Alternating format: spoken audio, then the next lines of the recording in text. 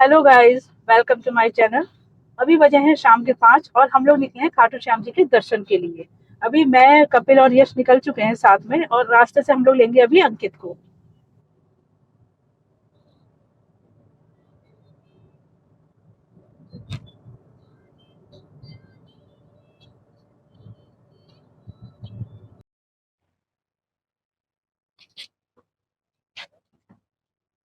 अंकित को हम लोगों ने ले लिया है अब,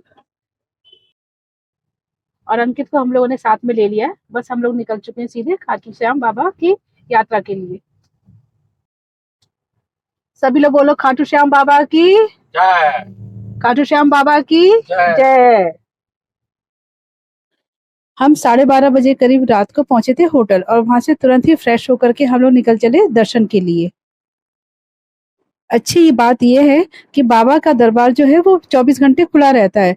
तो हम लोगों ने सोचा क्यों ना रात को ही दर्शन कर लेते हैं, क्योंकि आज संडे है तो आज बहुत ज्यादा भीड़ रहेगी। तो हम लोगों ने सोचा कि रात को शायद हम लोग को भीड़ नहीं मिलेगी, तो हम लोग दर्शन के लिए चल दिए। और जब हम वहां पहुंचे तो वहां पर क्राउड देख करके लगा कि सभी लोग शायद यही सोच करके दर्शन करने के लिए आए होंगे कि रात को भीड़ नहीं मिलेगी, लेकिन यहाँ पर बहुत ही ज्यादा भीड़ है। मंदिर के रास्ते में जो मार्केट बना हुआ है वो भी पूरा खुला हुआ है। कोई भी शॉप हम लोग को बंद नहीं दिखाई दी। सब कुछ दुकानों पे प्रसाद मिल रहा था, कुछ पर पूजा पाठ का सामान था। मतलब अलग अलग कैटेगरी की दुकान थी वहां पर, लेकिन वो सभी दुकानें खुली हुई थी। कहते हैं कि बाबा का संबंध महाभारत काल से है। 5 पांडवों में से एक पांडव भीम थे, और उनके पुत्र घटोत्कच और श्याम बाबा घटोत्कच और हिडम्बा के ही पुत्र थे। श्याम बाबा के बचपन का नाम बरबरीक था, जो कि उनके घुंघराले बालों के कारण रखा गया था। बाबा को श्याम नाम भगवान श्री कृष्ण के द्वारा दिया गया था। जब कौरव और पांडवों का युद्ध हो रहा था, तो भगवान श्री कृष्ण ने बाबा से पूछा कि आप किसकी तरफ से युद्ध लड़ेंगे। तो बाबा ने कहा कि जो भी इस युद्ध को हारेगा मैं उसी की तरफ से युद्ध करूंगा। और भगवान श्री कृष्ण तो पहले ही युद्ध का परिणाम जानते थे।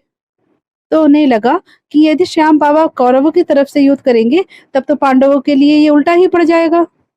और इसीलिए भगवान श्री कृष्ण ने ब्राह्मण का रूप धारण किया और श्याम बाबा के पास जाकर उनसे उनका शीश मांग लिया, क्योंकि बर्बरीक का नाम तो महादानियों में आता था। और बर्बरीक ने उसी समय अपने शीश को काटकर उस ब्राह्मण को दान कर दिया। बर्बरीक के इस दान से भगवान श्री कृष्ण बहुत खुश हुए और तुरंत अपने असली रूप में आ गए, और बर्बरीक को आशीर्वाद दिया कि कलयुग में आप मेरे श्री श्याम नाम से जाने जाएंगे। और जैसे जैसे कलयुग आगे बढ़ेगा, वैसे वैसे आपका नाम और प्रसिद्धि चारों ओर फैलती जाएगी। हर तरफ आपके नाम की जय जयकार होगी, और आप मेरे ही नाम श्री श्याम के नाम से जाने जाएंगे। और इसी खाटू गांव में ही बाबा का शीश अवतरित हुआ था।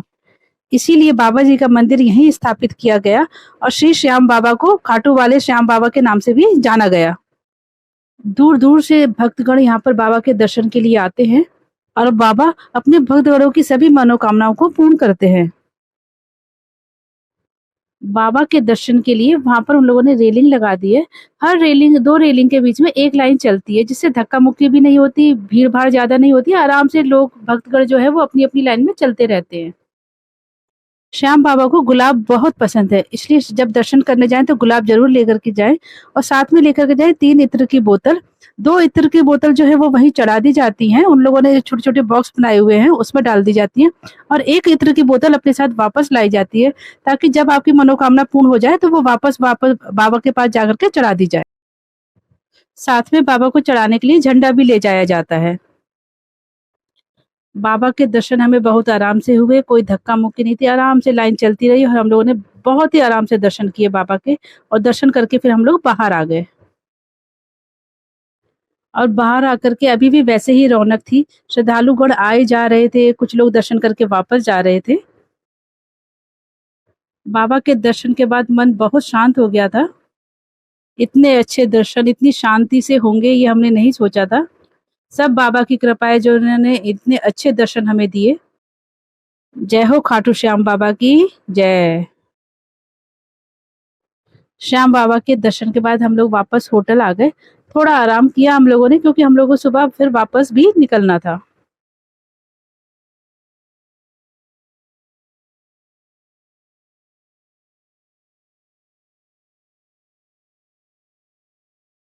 आराम करने के बाद फिर हम लोग वापसी निकल पड़े घर के लिए।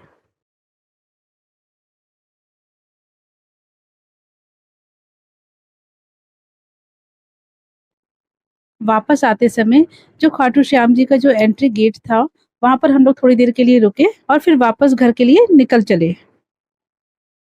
इसी के साथ ही मैं अपने ब्लॉग को यहीं पर खत्म करती हूँ। अगर आप लोगों को पसंद आया तो लाइक और सब्सक्राइब जरूर कीजिएगा और कमेंट करना तो बिल्कुल मत भूलिएगा। जय हो श्याम बाबा की जय।